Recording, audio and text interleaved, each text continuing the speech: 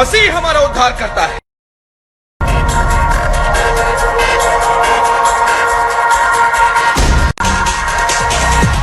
परमेश्वर धर्मी है पापियों को धर्मी बनाने में।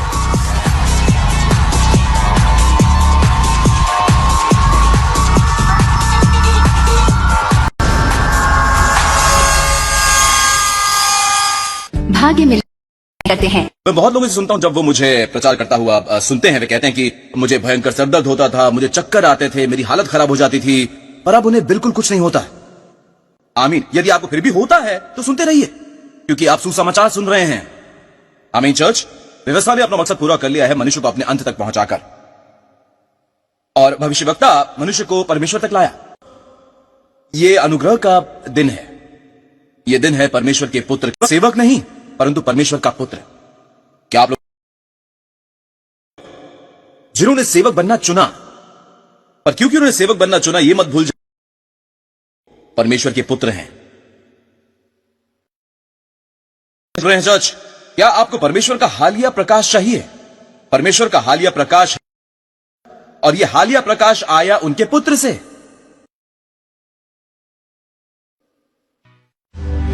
My righteousness, my holy name, Emmanuel, live. Merciful, matchless in worth, you're awesome in deeds. You alone I praise, the Lamb upon the throne. You alone I praise and make your glory known. You alone I praise, the keeper of heart. You alone I praise, Jesus, lover of my soul. We sing it to you. You alone I praise, Lamb upon the throne. You alone praise and make your glory known. You alone I praise, the keeper of my heart. You alone I praise, Jesus, lover of my soul. आज देखिए Joseph Prince के साथ। मत पर देखिए, ये संदेश है आज मेरा। 6 दिन बाद यीशु ने पौलुस और याकूब को साथ लिया और उन्हें एकांत में किसी ऊंचे पहाड़ पर ले गए। वहां वो रूपांतरित हो गए थे, उनका चेहरा चमक रहा था, और हाँ, मूसा और एलिया उसके साथ बातें करते हुए उन्हें दिखाई दिए। ये मत भूलिए, पतरस, याकूब और यूहन्ना वहां थे, पर वो सो रहे थे। अगला वचन, पतरस ने जवाब दिया, पतरस जाग गया। तीनों जाग गए। ऑलराइट, दूसरे सुसमाचार में हम जानते हैं कि वो सो रहे थे, एक तरह का रूपांतर। वो जाग गए। पतरस ने जवाब दिया, किसी ने उससे पूछा नहीं था। इस पर पतरस ने यीशु को कहा कि हे प्रभु, हमारा यहां रहना अच्छा है, यदि तेरी इच्छा हो तो मैं यहां 3 मंडप बनाऊं। अब बिल्डिंग के बारे में मत सोचिए, बिल्डिंग बनाने का समय नहीं है। शायद ये मंडप के पर्व के दौरान हुआ था। मंडप के पर्व के दौरान यहां तक कि यहूदी लोग साल के इस अंत में करीब सितंबर अक्टूबर के मंडप का पर्व बनाते हैं। असल में ये 7 वर्षों में से सबसे आनंदाई और जश्न का पर्व होता है। और मंडप के पर्व के दौरान वो बनाते हैं सुकौत। सुकौत का मतलब होता है टेम्पररी शेल्टर, जो बनाया जाता है विलो से या कई तरह के पौधों से। और वो घर के बाहर रहते हैं, और उसकी यादगार में कि वे ऐसे लोग थे जो जंगल में भटक रहे थे, टेम्पररी शेल्टर में रहते थे। और बाइबल में लिखा है यूहन्ना 1 में, यीशु आए और हमारे बीच डेरा डाला। यीशु का जन्म हुआ था मंडप के पर्व के दौरान। मैंने कहा मंडप के पर्व के दौरान यीशु जन्मे थे। क्या आप लोग मेरी बात समझ रहे हैं? क्या आप यीशु को देख पा रहे हैं? जितना ज्यादा आप उन्हें देखते हैं, आपके जीवन में उतना ही ज्यादा कुछ होता है, कुछ अच्छा होता है। यह कहलाता है उद्धार। यह आपके शरीर में होता है। मैं बहुत लोगों से सुनता हूं, जब वो मुझे प्रचार करता हुआ सुनते हैं, वे कहते हैं कि मुझे भयंकर सरदर्द होता था, मुझे चक्कर आते थे, मेरी हालत खराब हो जाती थी, पर अब उन्हें बिल्कुल कुछ नहीं होता है। आमीन। यदि आपको फिर भी होता है तो सुनते रहिए, क्योंकि आप सुसमाचार सुन रहे हैं। आमीन चर्च। आप चलो 3 सुकोट्स बनाएं, एक तुम्हारे लिए यीशु, एक मूसा के लिए और एक एलिया के लिए। और एक सुसमाचार में मेरे ख्याल से लूका के लेख में लिखा क्या कह रहा है। अब देखिए, असल में बात यह है कि स्तर पर रख रहा है जिस पर व्यवस्था देने वाला और व्यवस्था बहाल करने वाला। आप ऐसा नहीं कर सकते। आज भी बहुत से विश्वासी हैं जो आज अनुग्रह देने वाले यीशु को उसी स्तर पर रखते हैं था और व्यवस्था की बहाली करने वाला। कुछ तो सोचते हैं कि वो व्यवस्था की बहाली करते भी हैं। और परमेश्वर पिता उसकी अनुमति नहीं देंगे। पिता ने कहा, अगला वचन, वो बोल ही रहा था, पिछले बादल ने उन्हें छा लिया और उस बादल में से ये शब्द निकला कि ये मेरा प्रिय पुत्र है जिससे मैं प्रसन्न हूं, उसकी सुनो। एक वचन यहां ये नहीं लिखा है, उनकी सुनो। जबकि मूसा वहां था, एलिया वहां था, क्या उन्हें कुछ कहने को नहीं है? नहीं, उनके दिन लद गए हैं। व्यवस्था ने अपना मकसद पूरा कर लिया, मनुष्य को अपने अंत तक पहुंचाकर। और भविष्यवक्ता मनुष्य को परमेश्वर के पास ले आया, उसने अपना काम पूरा किया। यह अनुग्रह का दिन है। यह दिन है परमेश्वर के पुत्र का, परमेश्वर के सेवक का नहीं, बल्कि परमेश्वर के पुत्र का। क्या आप लोग सुन रहे हैं? जिसने सेवक बनना चुना, पर क्योंकि उसे सेवक बनना चुना, यह मत भूल जाइए कि वो परमेश्वर का पुत्र है। क्या आप लोग मेरी बात समझ रहे हैं? तो यहां हमारे पास है एक उजला बादल। क्या आपने सुना? उजला बादल, यह है शकायना महिमा जो वास करती है परम पवित्र स्थान में, उस मंदिर में। वो वहां छा गया। अभी कमाल की बात है, क्योंकि जब व्यवस्था को 10 आज्ञाओं को दिया गया था किसी और पर्वत पर, बाइबल में लिखा है कि वहां एक काला बादल छा गया था। पर जहां यीशु है वहां उजला बादल है। एक बादल है दंड की आज्ञा का, दूसरा है धार्मिकता का जो वो प्रकट करेंगे। आप देखिए, आप जानते हैं इसका एक और हिस्सा भी है जो वहां घिरा है मूसा और एलिया से, और वो हिस्सा मिलता है हमें रोमियो 3 में, क्योंकि व्यवस्था के कामों में कोई प्राणी उसके सामने धर्मी नहीं ठहरेगा, इसलिए कि व्यवस्था के द्वारा पाप की पहचान होती है। जो व्यवस्था का प्रचार करते हैं वो ये नहीं जानते कि व्यवस्था पवित्रता की पहचान नहीं है। मैं फिर दोहराता हूं, व्यवस्था पवित्रता की पहचान नहीं है, पर पाप की पहचान है। यह परमेश्वर का ज्ञान नहीं।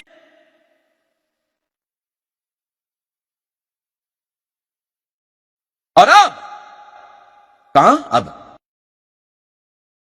में जीना चाहते हैं या अतीत में जीना चाहते हैं? क्या परमेश्वर का सबसे ताजा प्रकाश चाहते हैं? परमेश्वर का अनुग्रह, और यह ताजा प्रकाश आया है पुत्र, कोई और प्रकाश नहीं है। और परमेश्वर कहते हैं, परंतु अब व्यवस्था से प्रकट हुई जो एक वरदान है, व्यवस्था से अलग नहीं। नहीं, परमेश्वर ने आपको धार्मिकता का वरदान दिया है, पर आपको फिर भी व्यवस्था पालन नहीं करनी। वो व्यवस्था से धार्मिकता एक वरदान है आज। और आप जानते हैं कैसा आया? कैसे आया यह वरदान? इस वरदान की गवाही दी गई थी, जिसकी गवाही व्यवस्था और भविष्यवक्ता देते हैं। वाव!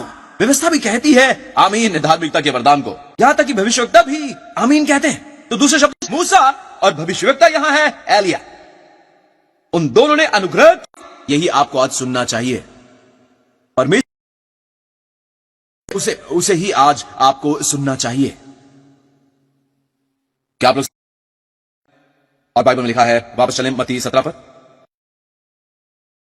उनके मुंह के बल गिर गए और अत्यंत डर गए। यीशु उनके पास आए और उन्हें छुआ और कहा कि डरो मत। तब उन्होंने अपनी आंखें उठाई और यीशु को छोड़कर किसी और को नहीं देखा। मूसा चला गया था, कोई नहीं था वहां। एलिया चला गया था, यीशु को छोड़कर किसी और को नहीं देखा उन्होंने। काश ये हमारे चर्च की थीम हो जाए तो अच्छा होगा। और हमारी किसी और को मत देखो यीशु के सिवाय। चाहे एलिया कितना ही प्रसिद्ध बंदा क्यों ना हो, चाहे मूसा कितना ही, फिर भी किसी और को मत देखो सिवाय यीशु के। अब पिता ने अभी भी कहा कि उसकी, वे सब डर गए थे, वे सब मुंह के बल गिर गए। बाइबल में लिखा छुआ। यह पहली बार है कि यीशु ने कुछ कहा। ठीक उसके बाद जब परमेश्वर कहते हैं यीशु को सुनो, वाले हैं, अगर आप वहां चेले हैं वहां पर, और आप तो आप जान, पर कल्पना कीजिए कि आप कांप रहे हैं और पिता ने कहा कि यीशु की सुनो, वो क्या कहेगा, वो क्या कहेगा। फिर वो आए और ना केवल उन्होंने छुआ उन्हें, वो पर्सनल टच था। कहते हैं उठो और डरो मत। ये कोई आज्ञा नहीं है 10 आज्ञाओं की तरह, ये अनुग्रह है। ये वो है जो संसार ने नकार दिया है, जो पतरस, याकूब और यूहन्ना ने देखा। मैं आपको बता, नहीं होने वाला चर्च जब तक यीशु नहीं आते। मुझे डर है, वहां लोग हैं जो कहते हैं कि हम चढ़ाई करेंगे, हम जीतेंगे, हम हर देश को मसीह देश बना देंगे। और मैं कहूंगा देशों को कोई उद्धार नहीं होने वाला, पर व्यक्तियों का होगा।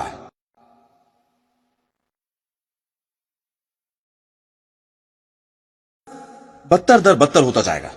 कलीसिया, बुलाए गए लोग, बिल्डिंग ऐसा है जो बुलाए गए लोग हैं, वो लहू द्वारा छुड़ाए गए हैं, वो बेहतर और बेहतर होते जाएंगे और ज्यादा से ज्यादा उज्जवल, तेजस्वी। आमीन। आप जानते हैं बाइबल में लिखा है कि यीशु आए और उन्हें छुआ और कहा कि उठो और डरो मत। मैंने हाल ही में इस ग्रीक टेंस को देखा, जब वो कहते हैं उठो और डरो मत। ग्रीक टेंस वहां एक्टिव वॉइस और एक होता है पैसिव वॉइस। एक्टिव मतलब क्या होता है, आप ये कर रहे हैं, आपको कुछ किया जा रहा है, आप वो नहीं कर रहे हैं। असल में है पैसिव वॉइस। इसका मतलब कुछ ऐसा है कि दो, इसका मतलब यह है कि उन्हें छुआ, उन्हें उठाया।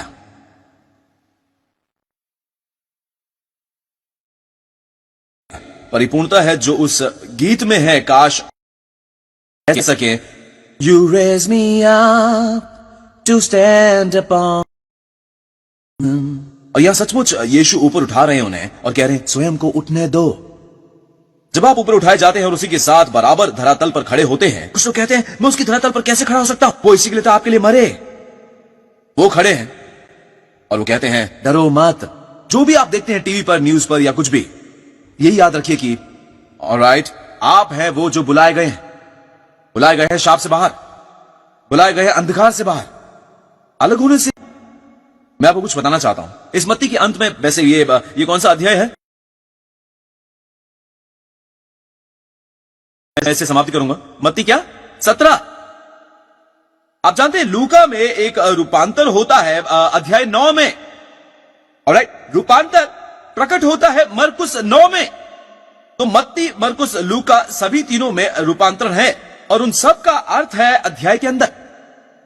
वे सब खत्म होते हैं सिवाय मरकुस के। मरकुस में एक और प्रकाश है जो मैं किसी और दिन आपको बताऊंगा। फिलहाल मैं मत्ती और लूका कैसे खत्म होते हैं यह बताऊंगा। ओके, ये 2 अध्याय रूपांतरण पर्वत के मत्ती और लूका में देखिए ये कैसे अंत होते हैं। मत्ती 17 कुछ इस तरह खत्म होता है।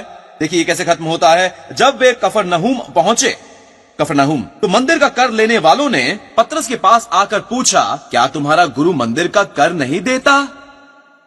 तो वे यीशु के पास नहीं आए, वे पतरस के पास आए। क्या तुम्हारा गुरु मंदिर का कर नहीं देता? बाय द वे, पुराने नियम में, व्यवस्था में, मूसा की व्यवस्था में मंदिर का कर होता है, ये कहलाता है हरजाना। और उन दिनों में हर व्यक्ति, चाहे वो अमीर हो या गरीब, उसे वही राशि देनी होती थी, जो असल में चित्र है यीशु के लहू का। आप अमीर हो या गरीब, ये वही लहू है जो आपको उद्धार देता है। अब सुनिएगा, मंदिर के कर वाले लोग आए और उन्होंने पतरस से पूछा, यीशु से नहीं पूछा, क्या तुम्हारा गुरु मंदिर का कर नहीं देता? पतरस का क्या जवाब था उसके बाद? पतरस कहता है हां, बहुत जल्दी, हां। वो हां बहुत जल्दी कह रहा है। जब वो घर में आया तो यीशु ने उसके पूछने से पहले ही उससे कहा, हे शिमोन, तू क्या सोचता है? यीशु शिमोन से बात करते हैं, वो पैसे इकट्ठे करने वाला है। यीशु उसे रोकते हैं, शिमोन तू क्या सोचता है?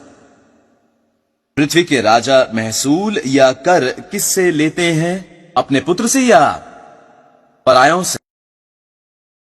जब एक राजा एक देश जीतता है तो वो किससे कर लेता है, अपने पुत्रों से या फिर परायों से? तो यीशु पतरस से ये सवाल पूछ रहे हैं।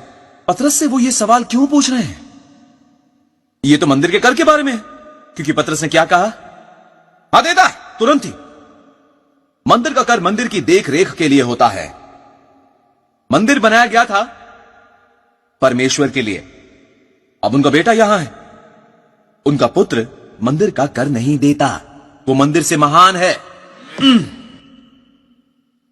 पृथ्वी के राजा महसूल और कर किससे लेते हैं, अपने पुत्र से या परायों से? पतरस कहता है परायों से। यीशु ने उससे कहा तो पुत्र बच गए। क्या आप लोग सुन रहे हैं? इसका मतलब क्या है? उन्हें कर देने की जरूरत नहीं है। वो कहते हैं पुत्र, बहुवचन है क्योंकि आप और हम सब पुत्र हैं। क्या आप लोग सुन रहे हैं? आमीन। दशमांश यहां मंदिर का कर नहीं है, क्योंकि दशमांश तो अविश्वास की अभिव्यक्ति है। अब्राहम और मेल्कीसेदेक, जो एक बिल्कुल अलग ही प्रकाश है, यह मंदिर का कर है। यीशु कहते हैं तो पुत्र छूट गए।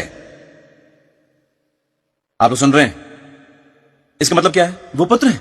आप देखें, अनबिनोन्स्ट, वो मतलब कि वो इससे मैं कहना चाहूंगा कि वो अनजान है।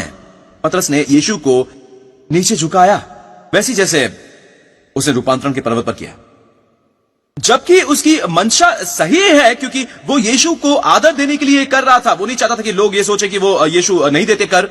वो यीशु की ओर मनुष्य के रूप में देख रहा था, पर वो इससे अज्ञान था कि यीशु की महिमा के उत्साह में वो उन्हें असल में नीचे गिरा रहा है। वो किसे सुन रहा था? वो सबक भूल गया था। क्या ये वही अध्याय है, मत्ती 17? वही अध्याय, रूपांतरण पर्वत वाला। कितनी जल्दी वो सबक भूल गया था। वो अब भी मूसा के बारे में ही सोच रहा है, और मूसा ने क्या कहा था मंदिर के कर के बारे में? वो पुत्र से पूछ भी नहीं रहा है। पिता ने अभी भी कहा है कि ये मेरा प्रिय पुत्र है जिससे मैं अति प्रसन्न हूं, इसकी सुनो। और इससे पहले कि अध्याय खत्म होता है, पतरस दोबारा सुनता है मूसा की। अब अगर हम पतरस पर ज्यादा ही सख्ती बरत रहे हैं तो हम में से कितने इतना कठिन समझते हैं?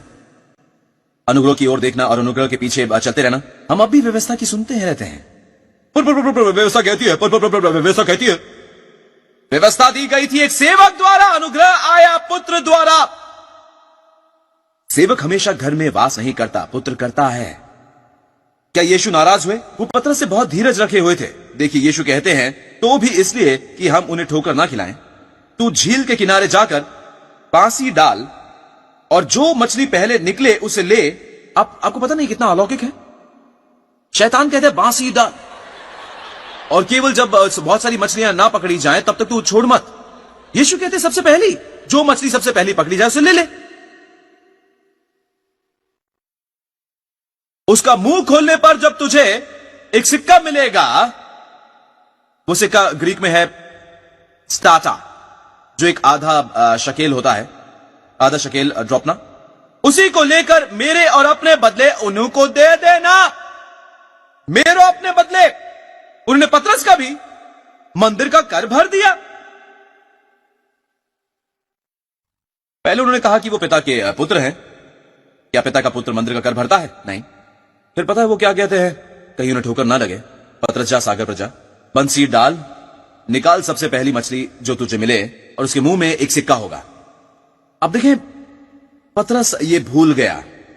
पर आप जब जानते हैं लूका 9 में, अगर हमारे पास समय है तो हम लूका 9 देखना चाहेंगे। लूका 9 में रूपांतरण पर्वत पर यह खत्म होता है, ये आगे चलता है जब अंत में याकूब और यूहन्ना, आपको याद है वहां कितने थे? पतरस, याकूब और यूहन्ना।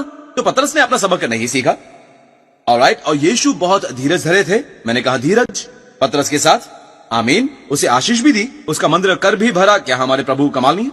अब यहां पर देखिए यहां पर यीशु समारिया गए। यदि आप रूपांतरण पर्वत का वही वृत्तांत पढ़ें, उसी भाग में, अंत में अध्याय के आगे के भाग में आप पाएंगे कि यीशु समारिया की तरफ जा रहे हैं, और बाइबल में लिखा है कि उनका चेहरा ऐसा दृढ़ था कि जैसे वो यरूशलेम जा रहे हैं, मरने के लिए यरूशलेम जा रहे हैं। अब सामने लोगों को ये पसंद नहीं कि कोई ये सोचे कि यरूशलेम का पर्वत गिरिसिम से ज्यादा बड़ा है, इसलिए उन्होंने यीशु को नकार दिया। उन्होंने स्वागत नहीं किया उनका, उन्हें दया का व्यवहार नहीं दिखाया। और अब कौन बोल उठे? याकूब और यूहन्ना। कुछ देर पहले हमने देखा था पतरस, अब याकूब और यूहन्ना। ये वही अध्याय लूका में रूपांतरण पर्वत का वर्णन करता है। याकूब और यूहन्ना कहते हैं, हे प्रभु, तू क्या चाहता है कि हम आज्ञा दे कि आकाश से आग गिरकर इन्हें भस्म कर दे, जैसे एलिया ने किया? तो पतरस मूसा की ओर देख रहा था, और याकूब और यूहन्ना ने एलिया की ओर देखा। एक उदाहरण के रूप में यीशु पीछे मुड़े, उन्होंने डांटा। बाइबल में लिखा है कि उन्होंने डांटा, समारियों को नहीं डांटा, लेकिन याकूब और यूहन्ना को डांटा, जो उनके प्रिय चेले थे। और उन्होंने कहा कि तुम नहीं जानते कि तुम किस आत्मा के हो। मनुष्य का पुत्र लोगों के प्राणों का नाश करने नहीं वरन बचाने आया है। और वो किसी और गांव चले गए। वाह, दोनों अध्याय रूपांतरण पर्वत के हैं। मत्ती और लूका दोनों खत्म होते हैं। मत्ती खत्म होता है पतरस पर, जिसने सबक नहीं सीखा था। याकूब और यूहन्ना ने कोई सबक नहीं सीखा। पतरस देखता है मूसा की ओर और याकूब और यूहन्ना देखते हैं एलिया की ओर। मैं आपको कुछ बताना चाहता हूं। आज मेरी सेवकाई पर परमेश्वर की आशीष है। हम पूरे संसार भर में सचमुच अनुग्रहित हैं, पर विरोध की जो आवाज है वो भी मजबूत है। और मैं आपको बता रहा हूं कि उनमें से कुछ मेरे बारे में बहुत ही अजीब बातें कहते हैं, पर मैं उनके बारे में कभी अजीब बातें नहीं कहता। मैंने परमेश्वर की आत्मा से सीखा है। आप देखें, याकूब और यूहन्ना में यीशु कहते हैं, क्या तुम नहीं जानते कि किस आत्मा के हो? वे एलिया की आत्मा के हैं जो दंड की आज्ञा देती है। यीशु कहते हैं, तुम अनुग्रह की आत्मा वाले नहीं हो। आप पतरस के मामले में यहां क्या सवाल उठता है? तुम व्यवस्था को देख रहे हो, परंतु तुम अनुग्रह को नहीं देख रहे। पर ध्यान रहे कि ये लोग, इनमें से कुछ लोग आपके विरुद्ध आए, जबकि अगर आपका चर्च अगर छोटा है तो वो आपके विरुद्ध नहीं आएंगे। तो हम उस ग्रुप को एक तरफ रख देते हैं, ओके? फिर वहां कुछ लोग हैं, दूसरे शब्दों में वो कुछ लोग हैं जो ईर्ष्यालु हैं, पर हमारे पास जो कुछ भी है वो हमने परमेश्वर से पाया है। आमीन। जबकि वो भी परमेश्वर से पा सकते हैं, हम कोई खास नहीं है। पर वहां कुछ और ग्रुप है जो हमला करता है आप पर, क्योंकि वो सोचता है कि वो सोचते हैं कि आप भूल रहे हैं कि व्यवस्था क्या कहती है, या वो भविष्यवक्ता क्या कहता है, और वो बहुत ही गंभीर हैं। वो सोचते हैं कि हम प्रभु की महिमा को कमतर कर रहे हैं। वैसे ही जैसे पतरस ने किया था, जब पतरस ने कहा कि हाँ, क्या आपको लगता है कि ये पतरस यीशु को नीचे गिराने की कोशिश कर रहा है? नहीं, उसकी मंशा अच्छी थी। वो चाहता था कि लोग उनके बारे में अच्छा सोचें, कि वो कर भरते हैं। वो अपनी तरफ से अच्छा ही कह रहा था। दूसरे शब्दों में यीशु की महिमा से प्रेरित था वो, पर सही मंशा होनी ही काफी नहीं होता। बहुत से लोग जो व्यवस्था का प्रचार कर रहे हैं वो सोचते हैं कि इससे प्रभु की महिमा होगी, क्योंकि हम चर्च में पवित्रता वापस ला रहे हैं, और वो ये नहीं जानते कि उनकी मंशा सही है, पर प्रचार करने का तरीका गलत है। याकूब और यूहन्ना के बारे में क्या याकूब और यूहन्ना अपने ही कारण भटक गए थे? क्या यह है कि सामरी लोगों ने उन्हें दुर्व्यवहार किया था? नहीं, बल्कि उन्होंने समारी लोगों को देखा कि वो यीशु को नकार रहे हैं, उनको अधिकारित स्वागत नहीं दिया गया, इसलिए वो क्रोधित थे, और उसका कारण था यीशु की महिमा। अब फिर से उनकी मंशा सही है। फिर भी जवाब क्या है? वो लोगों को दंड देना चाहते थे। यीशु कहते हैं, तुम अनुग्रह की आत्मा नहीं हो, तुम दंड की आज्ञा के अधीन हो।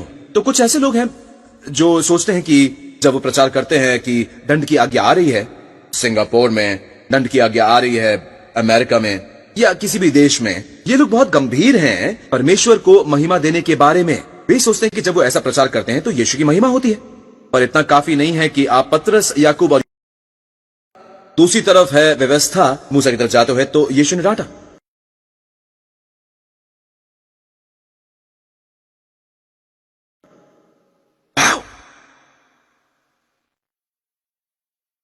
से परमेश्वर को महिमा दें तो आप उस महिमा को देते देते व्यवस्था को महिमा दें और दंड की आज्ञा को महिमा दें। दंड की आज्ञा गलत चीज है। अब अंत में यीशु पर्वत से नीचे आए, क्योंकि पतरस ने कहा यह अच्छा है कि हम यहां हैं, क्योंकि अगर ऐसा महिमा में बने रहेंगे, काश वो वहां होता।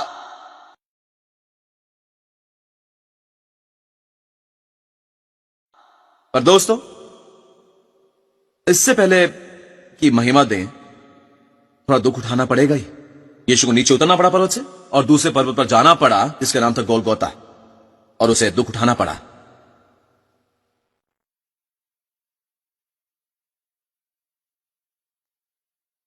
इससे मुझे एक वचन याद आता है।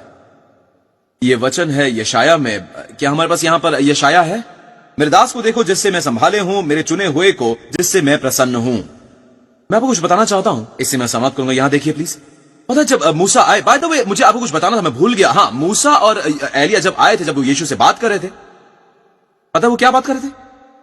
देखिए यहां ऊपर देखिए, वे महिमा सहित दिखाई दिए। एलिया महिमा में प्रकट हुआ और उसके मरने की चर्चा कर रहे थे जो यरूशलेम में होने वाला था।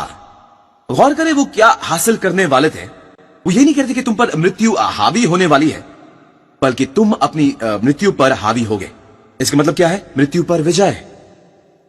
तो वहां लिखा है कि वो ये हासिल करने वाला है। तो ये बहुत ही स्वर्गीय बातें थी उस पर्वत पर, रूपांतरण के पर्वत पर। वहां सूरज से ज्यादा रोशनी थी और विषय क्या था? उसकी मृत्यु का। पता है स्वर्ग में एक दिन सबसे अव्वल विषय क्या होगा? यीशु की मृत्यु का, मेमने की बलि हमारे लिए। आमीन। तो वो बात कर रहे थे उसकी मृत्यु के बारे में। मृत्यु जो है ग्रीक में उसका मतलब है निर्गमन। वो ये दुनिया छोड़कर जा रहे हैं, उनका निर्गमन। आप जानते हैं निर्गमन मतलब है मरना या चले जाना। अच्छा ये देखिए, आपको पता है मूसा कैसे चले गए? वो बहुत ज्यादा अच्छी बात नहीं है, बहुत ही शानदार इंसान था और मुझे उंगली उठाने में अच्छा नहीं लग रहा, लेकिन ये देखिए अपने जीवन के अंतिम 2 बार पत्थर को ठोका अनाज्ञाकारिता में। वो लोगों पर चिल्लाया, वो अनशन बकने लगा लोगों पर। तो परमेश्वर ने कहा तू प्रतिज्ञा के प्रदेश में नहीं प्रवेश करेगा। वो धीरज खो बैठा था।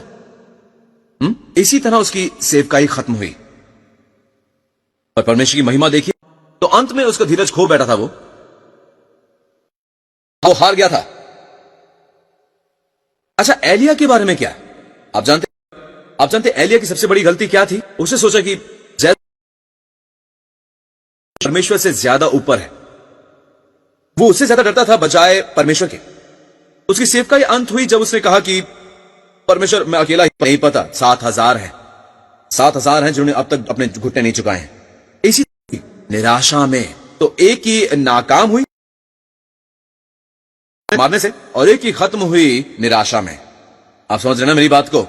अब ये देखिए मसीह की एक भविष्यवाणी है, मेरे दास को संभाले हूं, मेरे चुने हुए को जिससे मेरा जी प्रसन्न है। अब नीचे आइए वचन 3 पर, कुचले हुए उड़ेगा। बदवे आप ये कोटेशन देखेंगे मत्ती तो यीशु के बारे में। कुचले हुए नरकट को ना तोड़ेगा और ना टिमटिमाती हुई बत्ती को बुझाएगा। अब ना थकेगा ना ही मूसा थका था और ना हियाब छोड़ेगा। एलिया निराश हुआ था। जहां वो हारे यीशु ने विजय, जहां वो निराश हुए यीशु नहीं हुए। जब वो क्रूज की तरफ चलकर जा रहे थे उनमें धीरज था। उन्होंने पतरस को 2 के बाण से, वो उसके साथ धीरज धरे थे, उसका कर भी भरा उन्होंने। आमीन। और ऐसा नहीं जब सामरियों ने उन्हें नकार दिया। अब देखिए उन्होंने सभी महान लोगों को, और ये महान लोग हैं पुराने नियम में, उन्होंने सबको साथ में रखा और सब गायब हो जाते हैं हमारे महान यीशु मसीह के सामने। धन्यवाद आज का प्रसारण देखने के लिए पास्टर प्रिंस के साथ न्यू। हमें विश्वास है कि आप आशीषित हुए होंगे। और अधिक जानकारी के लिए अवश्य हमारी वेबसाइट पर लॉग ऑन करें newcreation.org.st। आप पास्टर प्रिंस की प्रस्तुति डिवोशनल के लिए भी सब्सक्राइब कर सकते हैं। हर दिन उत्साहित और तरोताजा हो जब आप ये जानेंगे कितना प्रेम करते हैं इन डिवोशनल्स के द्वारा। हमारा मंच पर आपके चर्च का अधिकार है जिसे आप अपनी लोकेशन पर अटेंड कर रहे हैं। आप रहे अत्याधिक आशीषित, अनुग्रहित और प्रेम प्राप्त।